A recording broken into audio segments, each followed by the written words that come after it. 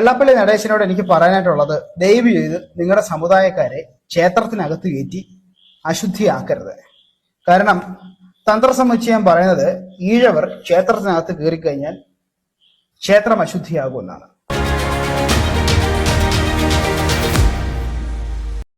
കഴിഞ്ഞ ദിവസം നമ്മുടെ ജാസ്മിൻ എന്ന് പറയുന്ന ഒരു പെൺകുട്ടി മുസ്ലിം വനിതയാണ്. ഇവരൊരു പരിപാടി കാണിച്ചു. ഇവർ നമ്മുടെ ഗുരുവായൂർ ക്ഷേത്രത്തിനകത്ത് നിന്ന് കയറി ഫോട്ടോയും വീഡിയോ ഒക്കെ എടുക്കാൻ വേണ്ടി കയറിയാണ്. അപ്പോൾ ഇവർ ക്ഷേത്രത്തിൽ നിന്ന് കയറി ആകെ പരിവേക്കാടായി. നമുക്കറിയാം, അന്യമതസ്ഥർ ഗുരുവായൂർ ക്ഷേത്രത്തിലെങ്ങും കയറാൻ പറ്റത്തില്ല. അന്യമതസ്ഥർ കയറിയാൽ അവിടുത്തെ ദൈവത്തിൻ്റെ ശക്തി അങ്ങോട്ട് പോവും, അവിടെ അങ്ങ് അശുദ്ധമാവും. ഈ അശുദ്ധമായ ക്ഷേത്രത്തിനെ പിന്നെ വിശുദ്ധിയാക്കണം. അതിങ്ങനെ ഭയങ്കര ചടങ്ങാണ്, ഭയങ്കര പാടാണ്. അപ്പം ശുദ്ധികലശം എന്നാണ് അതിന് പറയുന്നത്. അശുദ്ധമായി പോയില്ലേ? അപ്പോൾ ആ അശുദ്ധമായ ഈ ക്ഷേത്രത്തെ മുഴുവൻ അങ്ങോട്ട് വിശുദ്ധീകരിക്കണം. അതിന് ശുദ്ധികലശം.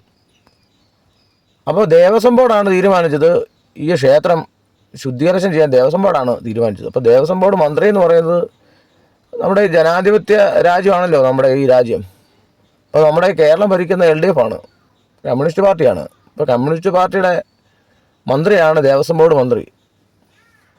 അപ്പോൾ ഈ മുസ്ലിം വനിത കയറിയ ഈ ക്ഷേത്രം അശുദ്ധമായെന്നും ഈ അശുദ്ധം ആയ ക്ഷേത്രം വിശദീകരിക്കണമെന്നും ആവശ്യപ്പെട്ട് ദേവസ്വം ബോർഡ് മുന്നോട്ട് വന്നു.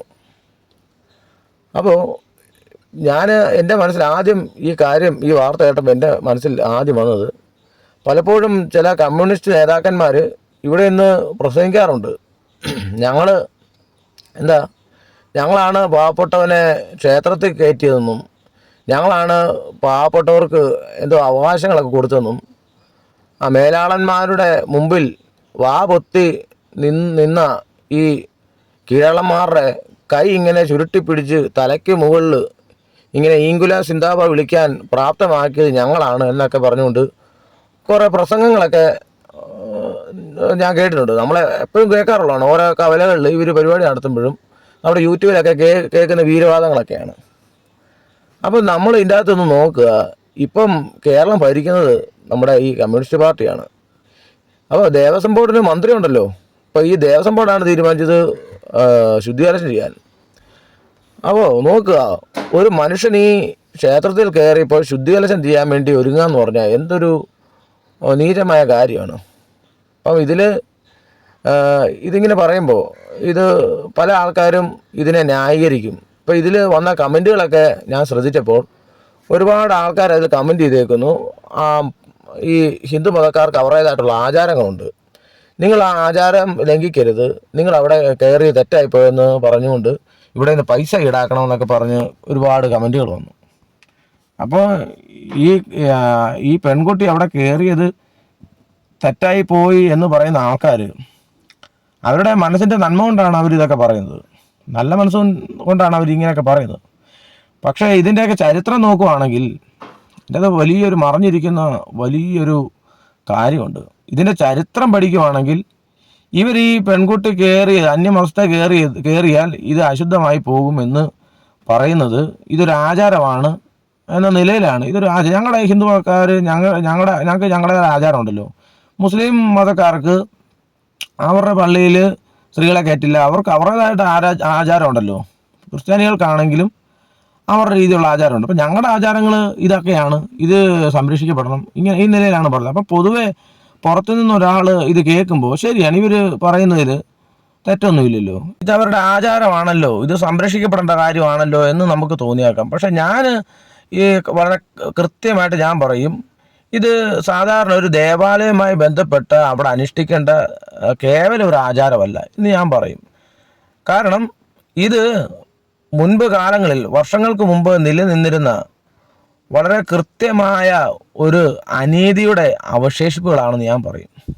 മുൻപുണ്ടായിരുന്ന മനുഷ്യനെ അടിച്ചമർത്തിക്കൊണ്ടിരുന്ന വലിയൊരു അനാചാരത്തിൻ്റെ ഒരു അവശേഷിപ്പാണിത്. കഴിഞ്ഞ ദിവസം ഈ പെൺകുട്ടി ഈ ക്ഷേത്രത്തിൽ കയറിയതുമായി ബന്ധപ്പെട്ട് ഒരു യുവാവ് പ്രതികരിച്ചിരുന്നു. അപ്പോൾ ആ പ്രതികരണ വീഡിയോ നമുക്ക് നോക്കാം. വെള്ളാപ്പള്ളി നടേശനോട് എനിക്ക് പറയാനായിട്ടുള്ളത്, ദയവ് ചെയ്ത് നിങ്ങളുടെ സമുദായക്കാരെ ക്ഷേത്രത്തിനകത്ത് കയറ്റി അശുദ്ധിയാക്കരുത്. കാരണം തന്ത്രസമുച്ചയം പറയുന്നത് ഈഴവർ ക്ഷേത്രത്തിനകത്ത് കയറിക്കഴിഞ്ഞാൽ ക്ഷേത്രം അശുദ്ധിയാകുമെന്നാണ്. ഞാൻ പറയണതല്ല, തന്ത്രസമുച്ചയം മൂന്നാം ഭാഗം, 10-ാം പടലം, 2-ാം ഭാഗം. അതിനകത്ത് ക്ഷേത്രത്തിനകത്ത് മൂത്രം, രക്തം, മലം, ആർത്തവ രക്തം, പുലക്കാർ, പതിതന്മാർ, കാക്ക, മൂങ്ങ, കഴുകൻ, നായ, ഒട്ടകം, കഴുത, പന്നി, കുറുക്കൻ, കുരുങ്ങൻ, ചേര തുടങ്ങിയ സാധനങ്ങളൊന്നും അതിനകത്ത് കയറരുത്. കയറിക്കഴിഞ്ഞാൽ എന്താണ്? ക്ഷേത്രം അശുദ്ധിയായി. ഇനി ഈ പറഞ്ഞിരിക്കുന്ന പുലക്കാരും പതിതന്മാരും ആരാണെന്ന് പറയാം. 10 പതിത ജാതിക്കാർ ആരാണെന്ന് നോക്കാം. അതായത് ക്ഷേത്രം അശുദ്ധിയാക്കുന്ന 10 പതിത ജാതിക്കാർ: ഗണകൻ, കളരിക്കുറുപ്പ്, വിൽക്കുറുപ്പ്, തോൽക്കുറുപ്പ്, അരയൻ, ഈഴവൻ, വേലൻ, പാണൻ, പരവൻ, വാലൻ തുടങ്ങിയിരിക്കുന്ന 10 ജാതിക്കാരാണ് ക്ഷേത്രം അശുദ്ധീകരിക്കുന്ന പ്രധാനപ്പെട്ട 10 ജാതിക്കാർ.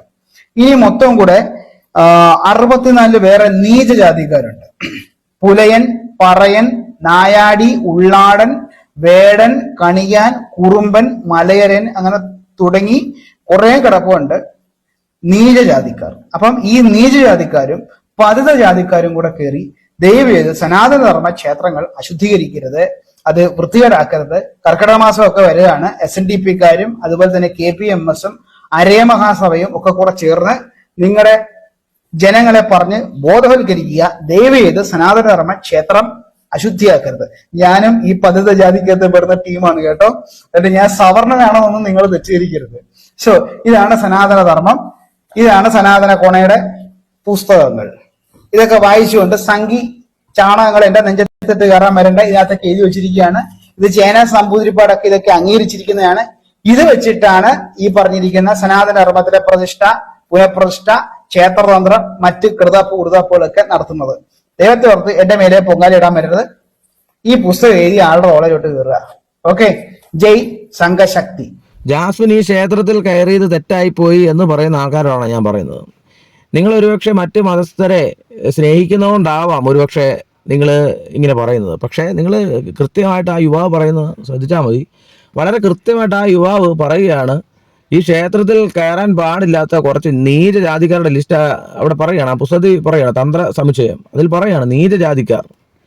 അപ്പോൾ ഇത് ചുമ്മാ ഒരു എഴുത്ത് മാത്രമല്ല, ഒരു കാലത്ത് ഇത് കൃത്യമായിട്ട് അവർ നടപ്പിലാക്കിക്കൊണ്ടിരുന്ന കാര്യമാണ്. ഒരു കാലത്ത് ഇത് കൃത്യമായിട്ട് അവർ പാലിച്ച് വന്നിട്ടുണ്ട്. ഈ ക്ഷേത്രത്തിനകത്ത് കയറുന്ന അങ്ങ് പോട്ടെ, ഇനിയിപ്പം ക്ഷേത്രത്തിൽ കയറുന്ന കാര്യമാണ് അദ്ദേഹം അവിടെ ആ ബുക്കിൽ വായിച്ചത്. ഇത് ആ ക്ഷേത്രത്തിൻ്റെ ഫ്രണ്ടിൽ കൂടിയുള്ള വഴിയിൽ മനുഷ്യൻ നടത്തത്തില്ലായിരുന്നു. ചിലരുടെ കാര്യമാണോ?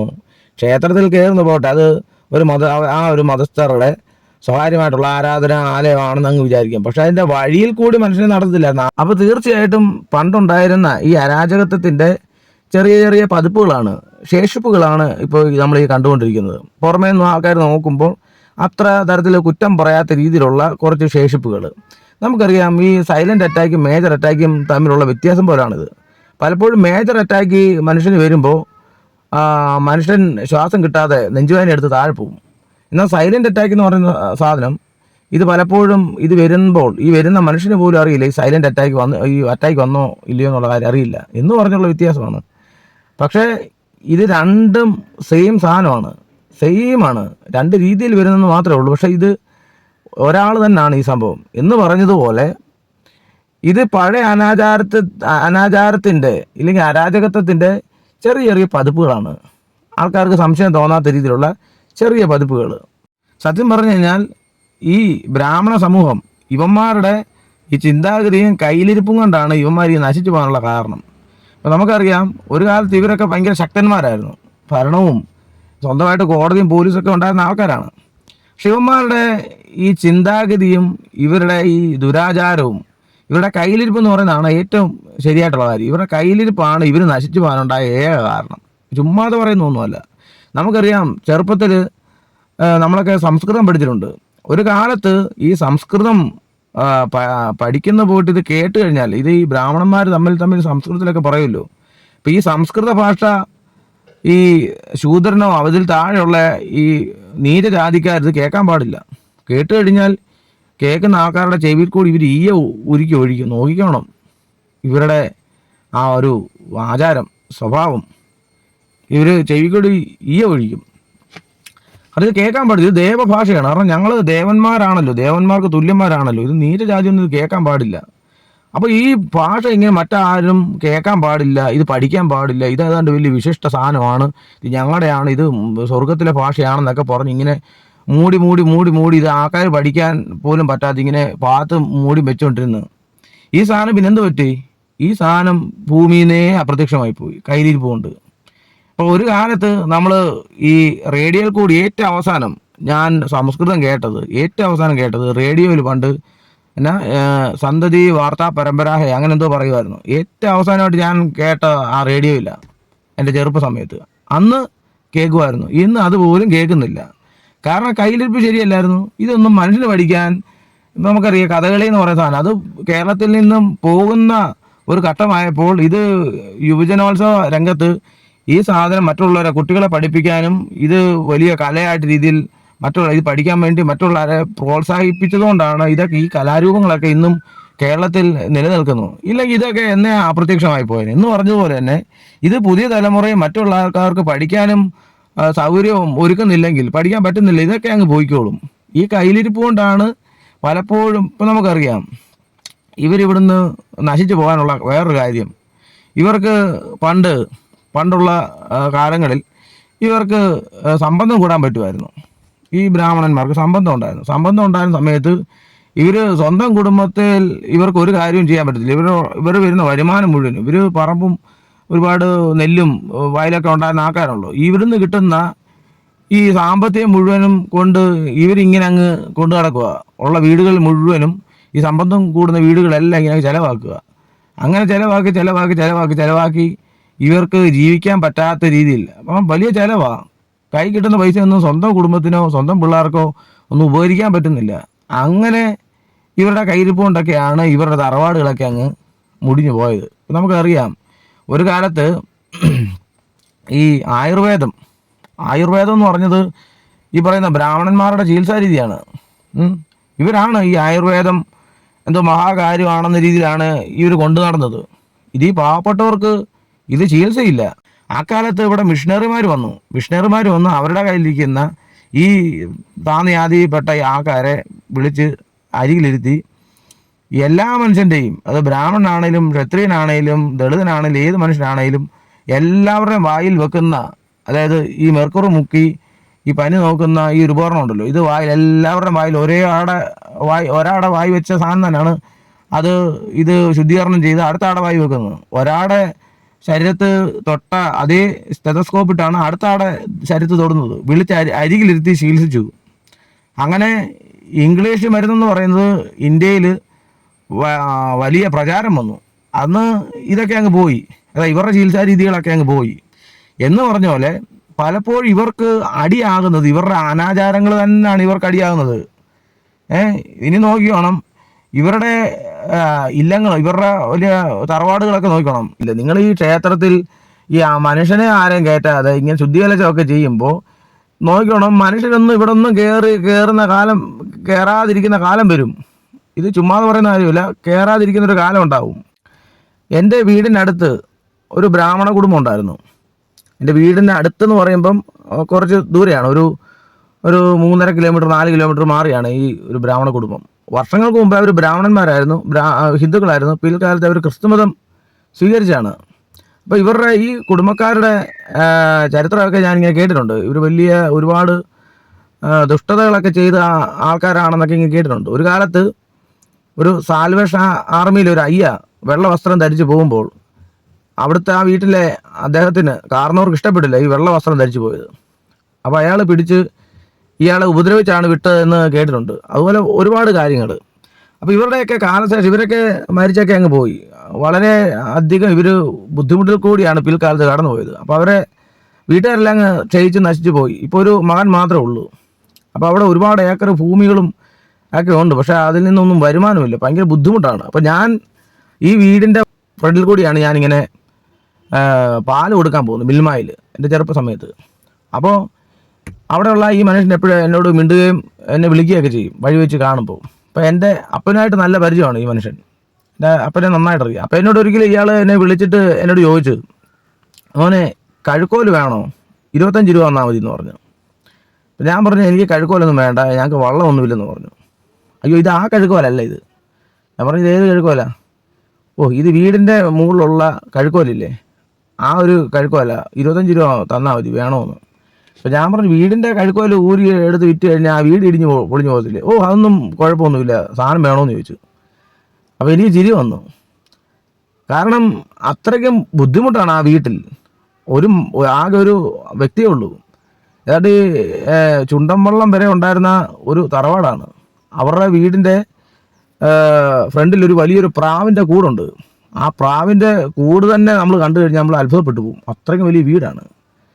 പക്ഷേ എന്ത് ചെയ്യാം, അവരൊക്കെ അങ്ങ് നശിച്ചു പോയി. കാരണം ഇതൊക്കെയാണ് ഇവരുടെയൊക്കെ കയ്യിൽ നിന്നുണ്ടായ കാര്യങ്ങളൊക്കെ ഇതൊക്കെയാണ്. പലപ്പോഴും ഇവരുടെ ഭാഷയും ഇവരുടെ ഭാഷയും ഇവരുടെ സംസ്കാരവും ഇവരുടെ തറവാടൊക്കെ നശിച്ചു പോകാനൊക്കെ കാരണം ഇതൊക്കെ ഇവരുടെ കയ്യിലിരിപ്പൊക്കെ തന്നെ ആയിരുന്നു. ഇപ്പോഴും ഇവർക്ക് ഈ അമിത ജാതിബോധം ഇവരെ വിട്ട് പോയിട്ടില്ല. ഇത് ഞാൻ പറയുമ്പോൾ എന്നെ ചീത്ത വിളിച്ചിട്ടൊന്നും ഒരു കാര്യമില്ല. ഇത് എനിക്ക് കൃത്യമായിട്ട് എൻ്റെ അനുഭവത്തിൽ നിന്നാണ് ഞാൻ പറയുന്നത്. ജാതിബോധം, അമിത ജാതിബോധം. ഈ കാലം ഇത്ര പുരോഗമിച്ചിട്ടും ഈ ബ്രാഹ്മണ സമൂഹത്തിൻ്റെ അമിത ജാതിബോധം ഇവരെ വിട്ട് പോയിട്ടില്ല. അപ്പോൾ ഞാൻ കുറച്ച് നാളുകൾക്ക് മുമ്പേ ബാംഗ്ലൂർ വർക്ക് ചെയ്യുമ്പോൾ അവിടെ ഒരു ബ്രാഹ്മണനായിട്ടുള്ളൊരു മനുഷ്യനുണ്ടായിരുന്നു. എന്നെക്കാളും 3-4 വയസ്സിന് മൂത്ത ഒരാൾ. ഹെൽപ്പറായിട്ടൊക്കെ ചെയ്യുന്ന എല്ലാ പണികളും ചെയ്യും. ഞങ്ങളവിടെ ബോർഡിൻ്റെ വർക്കാണ്, ഇലക്ട്രിക്കലും വെൽഡിങ് എല്ലാ പണിയും ചെയ്യണം. അപ്പോൾ അവിടെ വർക്ക് ചെയ്യുന്ന സമയത്ത് ഈ ബ്രാഹ്മണനായിട്ടുള്ള മനുഷ്യൻ, ഇയാളുടെ പേര് ഞാൻ ഓർക്കുന്നില്ല, ഇത് ഇടയ്ക്കിടയ്ക്ക് ഞങ്ങൾ വർക്ക് ചെയ്യുന്നതിൻ്റെ ഇടയ്ക്ക് വരും. അപ്പോൾ ഇയാൾ ഞാൻ ബ്രാഹ്മണനാണ് എന്ന് നമ്മൾ അറിയണം എന്ന തരത്തിലുള്ള വർത്തമാനം കാര്യങ്ങളൊക്കെയാണ്. അപ്പോൾ ഒരു സമയത്ത് അയാൾ എന്നോട് ചോദിച്ചു, നിങ്ങൾ ബീഫ് കഴിക്കുമോ? ഞാൻ പറഞ്ഞു ഞാൻ കഴിക്കും. അപ്പോൾ അദ്ദേഹം എന്നെ ഒരു നോട്ടം, ബീഫ് കഴിക്കുമോ? ഞാൻ പറഞ്ഞു കഴിക്കും. അപ്പോൾ ഇയാളുടെ സംസാരം കേട്ടപ്പോഴേ എനിക്ക് കാര്യം മനസ്സിലായി. ഇയാൾ എങ്ങോട്ടാണ് സംസാരിച്ച് പോകുന്നതെന്ന് എനിക്ക് മനസ്സിലായി. ഇയാൾ ബ്രാഹ്മണനാണല്ലോ. തീർച്ചയായിട്ടും ഈ അമിത ജാതിബോധം കൂടി ഇയാൾ എന്നെ ഉപദേശിക്കാൻ വരികയാണ്. അതായത് താനൊരു ബ്രാഹ്മണനാണെന്ന് കൂടി എന്നെ അറിയുകയും വേണം. മനസ്സിലായോ? അപ്പോൾ എന്നോട് പറഞ്ഞു വന്നപ്പോഴേ ഇയാളുടെ റൂട്ട് എങ്ങോട്ടാണെന്ന് എനിക്ക് മനസ്സിലായി. അപ്പോൾ ഇയാളോട് ഞാൻ ചോദിച്ചു, ഞാൻ ക്രിസ്ത്യാനിയാണ്, ഞാൻ ബീഫ് കഴിക്കും, നിങ്ങൾ ഇത് ബീഫ് കഴിക്കുമോ? അയാൾ പറഞ്ഞു ഇല്ല ഞാൻ ബീഫ് കഴിക്കത്തില്ല, ഞാൻ ബ്രാഹ്മണനാണെന്ന് പറഞ്ഞു. ഞാൻ പറഞ്ഞു ബീഫ് കഴിക്കത്തില്ല, പിന്നെന്താ കഴിക്കുന്നത്? അയാൾ പറഞ്ഞു ഞാൻ പച്ചക്കറി, ഐ ആം പ്യുവർ വെജിറ്റേറിയൻ, ഞാൻ വെജിറ്റേറിയൻ, ഞാൻ വെജിറ്റേറിയൻ മാത്രമേ കഴിക്കത്തുള്ളൂ, ഇത് ഒരു മാംസവും ഞാൻ കഴിക്കത്തില്ല. ഞാൻ അദ്ദേഹത്തിനോട് പറഞ്ഞു അങ്ങോട്ട് മാറി നിൽക്കാൻ പറഞ്ഞു. അപ്പോൾ നമ്മുടെ ഹെൽപ്പറാണ്, അങ്ങോട്ട് മാറി നിൽക്കാൻ പറഞ്ഞു. ഞാൻ പറഞ്ഞു ഞാൻ പച്ചക്കറി കഴിക്കുന്ന ആൾക്കാരോട് ഞാൻ അധികം അടുത്ത് നിന്ന് സഹകരിക്കാറില്ലെന്ന് പറഞ്ഞു. അപ്പോൾ അയാൾ എനിക്കിട്ട് വെക്കാൻ വന്ന വേലയാണ്, ഞാനത് തിരിച്ചങ്ങ് വെച്ചു. അപ്പോൾ അയാൾ പറയാൻ തുടങ്ങുകയാണ്, ഞാൻ ബീഫ് കഴിക്കുന്ന ആൾക്കാരോട് ഞാൻ അടുത്ത് നിന്ന് പോലും സംസാരിക്കത്തില്ല, എനിക്ക് അങ്ങനെയുള്ള ആൾക്കാരോട് സഹകരിക്കത്തില്ല, നിങ്ങളൊക്കെ നീചന്മാരാണ് എന്ന് പറഞ്ഞ് അയാൾ വരുവാണെന്ന് എനിക്ക് മനസ്സിലായി. അപ്പോൾ ഞാൻ പറഞ്ഞു ഈ പച്ചക്കറി കഴിക്കുന്ന ആൾക്കാർക്ക് വൃത്തിയില്ല, എനിക്ക് അങ്ങനെയുള്ള ആൾക്കാരെ ഇഷ്ടമല്ല, ഞങ്ങൾ മാറി നിൽക്കാൻ പറഞ്ഞു. അപ്പോൾ ഞാൻ ഇങ്ങനെ സംസാരിച്ചപ്പോൾ അയാൾക്ക് ഭയങ്കര കലിപ്പായി എന്നോട്. അദ്ദേഹത്തിന് വലിയ ബുദ്ധിമുട്ട് തോന്നി എന്നോട്. അപ്പോൾ ഞാൻ അയാളെ അങ്ങനെ അവഗണിച്ചങ്ങ് വിട്ടു. അപ്പോൾ ഇതുപോലെ ആയിരിക്കണം നമ്മൾ പലപ്പോഴും നമ്മളെ അവഗണിക്കുന്ന ആൾക്കാർ തിരിച്ചങ്ങ് അവഗണിക്കണം. ഞാൻ ഈ വീഡിയോയിൽ പറയാൻ ഉദ്ദേശിക്കുന്ന കാര്യമാണ്, നമ്മളൊരു അമ്പലത്തിൽ കയറി, ഈ ജാസ്മിൻ എന്ന് പറഞ്ഞൊരു കുട്ടി അമ്പലത്തിൽ കയറിയപ്പോൾ ആ അമ്പലത്തിലുള്ള ആൾക്കാർ വരികയാണ്. അതായത് ഒരു പെൺകുട്ടി കയറിയപ്പോൾ അവിടുത്തെ ദേവനും ദൈവത്തിനും ഒക്കെ അശുദ്ധമായി പോയി. കാരണം അതിൽ കുറ്റമൊന്നും പറയാൻ പറ്റത്തില്ല, കാരണം ദൈവത്തിന് കഴിവില്ല. ഒരു മനുഷ്യൻ കയറിയ അശുദ്ധമായി പോകുന്ന ഒരു ദൈവമാണ് കേവലം അവരുടെ ദൈവം. അപ്പം അശുദ്ധമായി പോയി. അപ്പോൾ മനുഷ്യൻ ദൈവത്തെ വിശുദ്ധീകരിക്കുകയാണ്. നോക്കിയ അവസ്ഥ. അപ്പം ഞാൻ ഇതിൽ പറയാൻ ഉദ്ദേശിക്കുന്ന കാര്യം, നിങ്ങൾ ഈ പലപ്പോഴും ഈ പറയുന്ന ഈ അമിത ജാതിബോധം വെച്ച് പുലർത്തുന്ന മനുഷ്യൻ കയറി കഴിഞ്ഞാൽ ഞങ്ങൾക്കൊക്കെ എന്തൊക്കെയോ പറ്റുമെന്ന് ചിന്തിച്ച് ഈ ഇത്രയും കാലം പുരോഗമിച്ചിട്ടും ഈ കാട്ടാള സ്വഭാവം കാണിക്കുന്ന ഈ ആൾക്കാരുടെ അമ്പലത്തിൽ നിങ്ങൾ കയറാതിരിക്കുക. അതാണ് സത്യത്തിൽ വേണ്ടത്. എന്തിനാണ് ഇവരുടെയൊക്കെ ഈ അമ്പലത്തിൽ കയറുക? എന്ത് കിട്ടാനാണ്? ഇവിടെ തന്നെ വേറെ കൃഷ്ണൻ്റെ അമ്പലമില്ലേ? നിങ്ങളൊക്കെ അവിടെ പോകും. ഈ ഗുരുവായൂർ ക്ഷേത്രത്തിൽ കയറി കഴിഞ്ഞാൽ എന്തൊക്കെയോ പറ്റുമെന്ന് ചിന്തിച്ചുകൊണ്ട് നിങ്ങളെ അകറ്റി നിർത്തുകയാണെങ്കിൽ, എനിക്കറിയില്ല അങ്ങനെ താഴ്ന്ന ജാതിക്കാർ ഇപ്പോൾ കയറി കഴിഞ്ഞാൽ അവഗണിക്കുമോ ഇല്ലയോ എന്നൊന്നും എനിക്കറിയില്ല. അങ്ങനെ അവഗണിക്കുന്നുണ്ടെങ്കിൽ എനിക്കറിയില്ല. ഒരു കാലത്ത് അവഗണിച്ചിരുന്നു, ഇപ്പോഴത്തെ കാര്യം എനിക്കറിയത്തില്ല. ഇപ്പോൾ ഈ ജാസ്മിൻ കയറിയപ്പോൾ അവിടെ ശുദ്ധീകരണം ചെയ്യുന്നു, അതേ എനിക്കറിയുള്ളൂ. അപ്പോൾ നിങ്ങൾ അങ്ങനെ അവഗണിക്കുന്നുണ്ടെങ്കിൽ നിങ്ങൾ എന്ത് ചെയ്യണം? അങ്ങോട്ട് പോകാതിരിക്കുക. എന്തിനാണ് പോകുന്നത്? ഇതൊക്കെ കാലം ഇതിനോടൊക്കെ പ്രതികാരം ചെയ്യാതിരിക്കത്തില്ല. ചരിത്രം പകരം ചോദിക്കാതെ കാലം കടന്നു പോയിട്ടില്ല. ഇതൊക്കെ നമുക്കറിയാം.